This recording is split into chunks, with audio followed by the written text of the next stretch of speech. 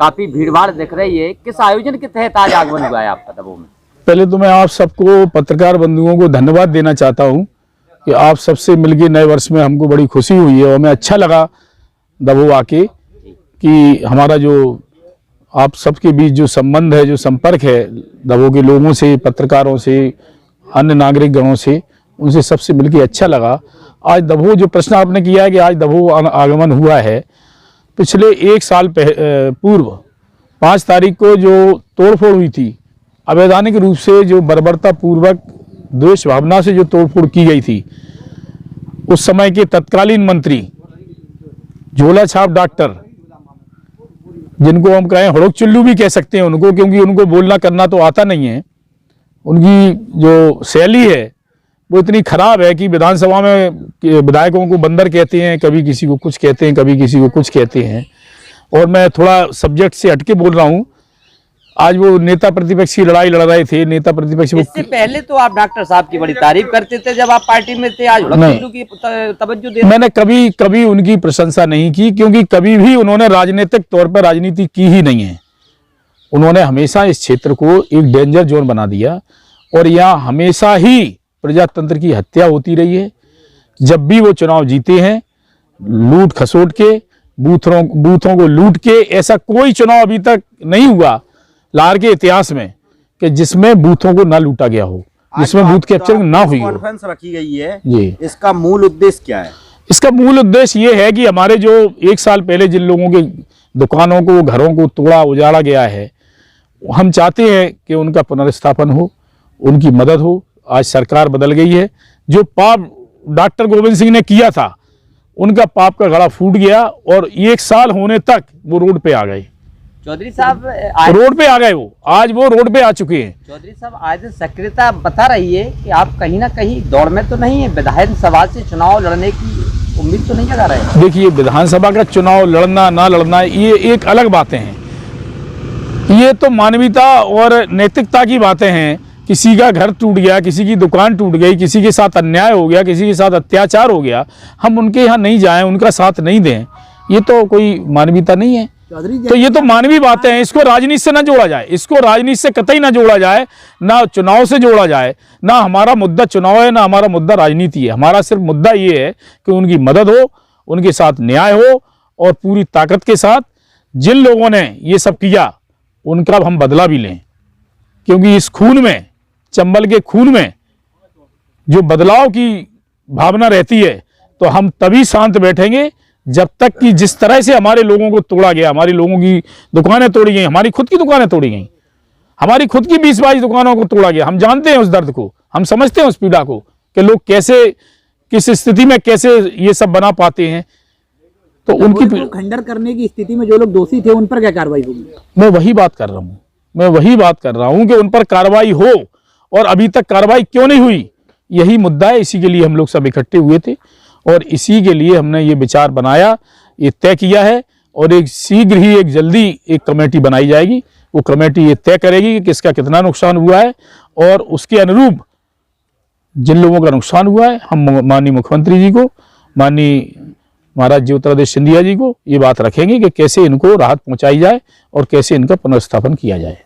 चौधरी साहब, यहाँ दभोह क्षेत्र के कुछ लोगों के कार्यकर्ताओं के लोगों के मुंह से हमने सुना है हेलीकॉप्टर नेता की आपको उपमा दी गई है, इसको लेकर के क्या कहना चाहोगे आप? देखिए, हेलीकॉप्टर की उपमा तो ये है कि हमारा पूरा परिवार जो है, लोग क्या कह रहा है, क्यों कह रहा है, ये तो मैं नहीं बता सकता, वो उनका अपना सोच है।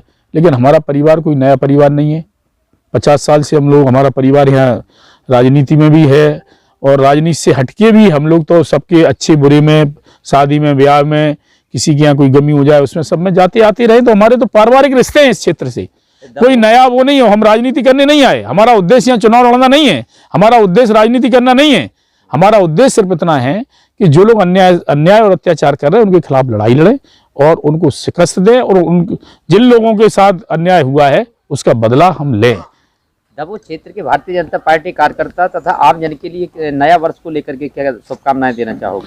मैं नए वर्ष के उपलक्ष्य में यही शुभकामनाएं देना चाहता हूं कि सबको सब चैन, अमन चैन रहे और जो साल बीत गया, जो नुकसान हुआ लोगों का, उसकी भरपाई हो और अच्छे से पूरे नगर को जो है एक अच्छा विकास का, साफ सफाई का, मोदी जी के नेतृत्व में, शिवराज सिंह जी के नेतृत्व में, सिंधिया जी के नेतृत्व में विकास का कार्य करने के लिए हम सबको आमंत्रित करते। सब हम एकजुट होकर इस विकास की गंगा को बहाएंगे और यहाँ जो रावण राज्य है उसको मिटाएंगे।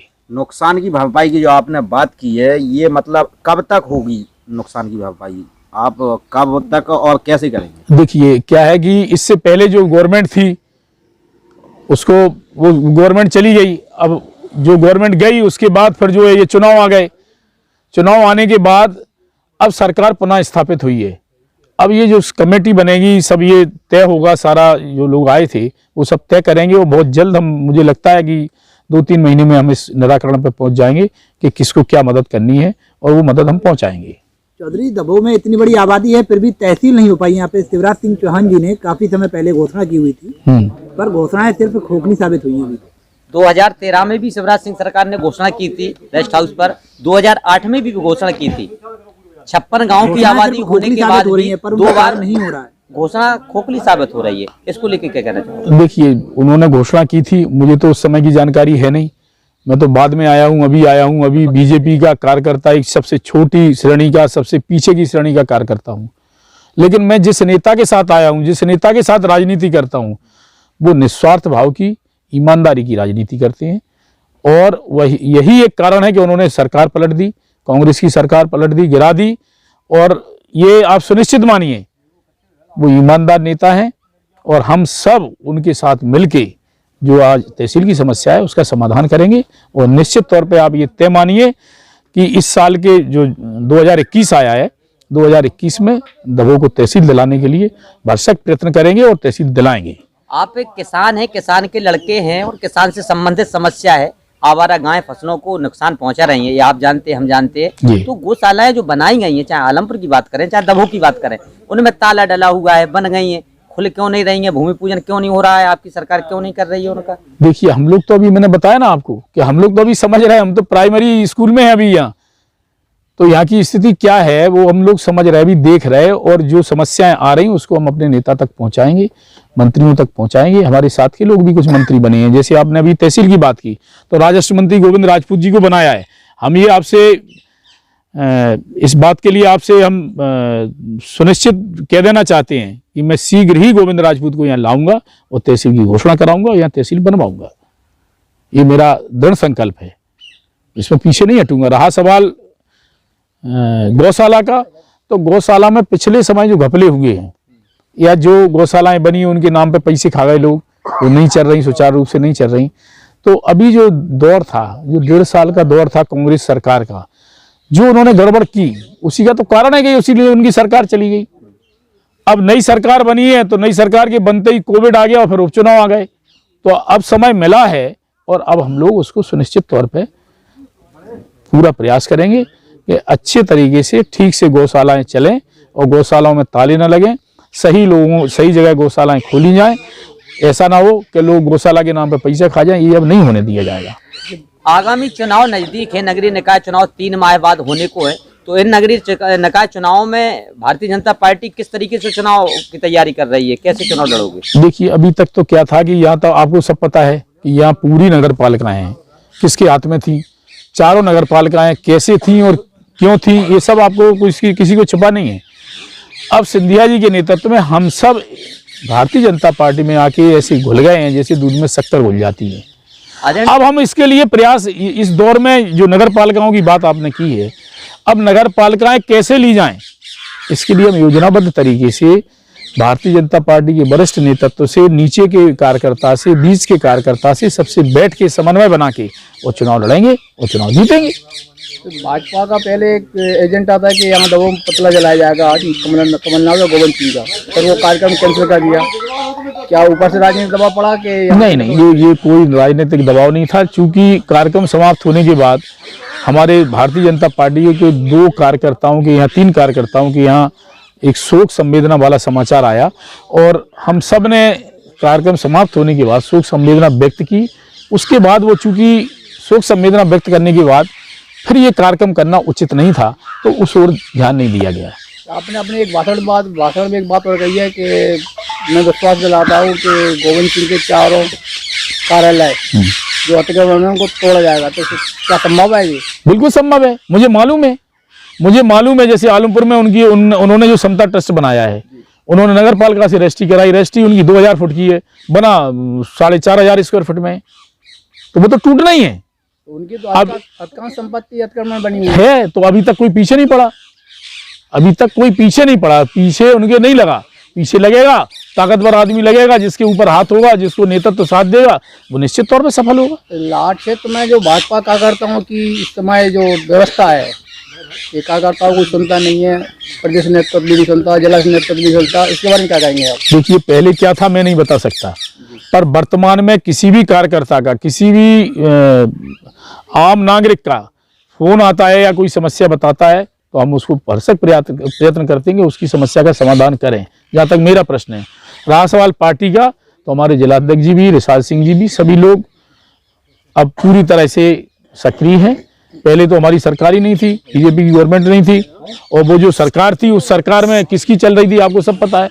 पर अब कार्यकर्ता को दुखी नहीं रहने दिया जाएगा। हाल ही में भाजपा ने मंडल की कार्यकारिणी घोषित की है। हाँ। उस कार्यकारिणी से कई कार्यकर्ता भाजपा के जो पुराने सदस्य थे, सक्रिय कार्यकर्ता थे, वो रुष्ट है, उसके बारे में जमीनी कार्यकर्ताओं को पूरी तरह से निपटा दिया। बिल्कुल, मैं स्वीकार करता हूं इस बात को कि कुछ कार्यकर्ता रह गए, कुछ कार्यकर्ताओं का समायोजन नहीं हुआ है, और बहुत हमारे साथ जो लोग आए हैं, सिंधिया जी के साथ जो लोग आए, उनका भी समायोजन नहीं हुआ है। तो इस विषय में हम नेतृत्व से बात करेंगे, महाराज से बात करेंगे, बीडी शर्मा साहब से बात करेंगे, और यहाँ जिलाध्यक्ष को भी मैंने कहा है कि जो समायोजन नहीं हुआ है, जो लोग रह गए हैं, और जो प्रमुख लोग थे पहले, जो सीनियर थे वो रह गए हैं, और जो नए आए वो भी रह गए, उनका भी समायोजन नहीं हुआ है, तो निश्चित तौर पर 1 महीने के अंदर अंदर हम उनका भी समायोजन कराएंगे। लाट क्षेत्र में अभी अधिकांश कार्यालयों पे अभी कांग्रेस समर्थक अधिकारी विराजमान है, तो क्या उनका बदलाव हो जाएगा कि वही नहीं? अब अधिकांश देखो, एसडीएम बदल गया, एसडीओपी बदल गया, तहसीलदार बदल गए, पटवारी बदल गए, आपके यहाँ तो पटवारी तक बदल गया। अब जो रह गए इक्के दुक्के, वो भी धीरे धीरे चेंज होते जा रहे हैं। पर अभी आपके रामकुमार महाजन ने क्वेश्चन किया, उठाया था, ये नपुंसक है, जब आप सत्ता में है तो नपुंसक किस बात की है? देखिए, अब क्या है कि कोई भी अधिकारी है, हम बताएंगे कि ये गलत हो रहा, तभी तो अधिकारी करेगा उसको कार्रवाई को। जब हम ही नहीं बता पाएंगे कि ये गलत है, तो अधिकारी को क्या पड़ी बता करने की? तो फिर बदल होगा, निश्चित होगा, सुनिश्चित तौर पे होगा, प्रशासन बदलेगा, और जो रह गए वो भी उनकी छटनी होगी, और वो लोग भी जो डॉक्टर के गुर्गे, डॉक्टर के दलाल दोनों ने छोड़ रखे हैं, उनको भी सबक सिखाएंगे, हम उनको भी नहीं छोड़ेंगे।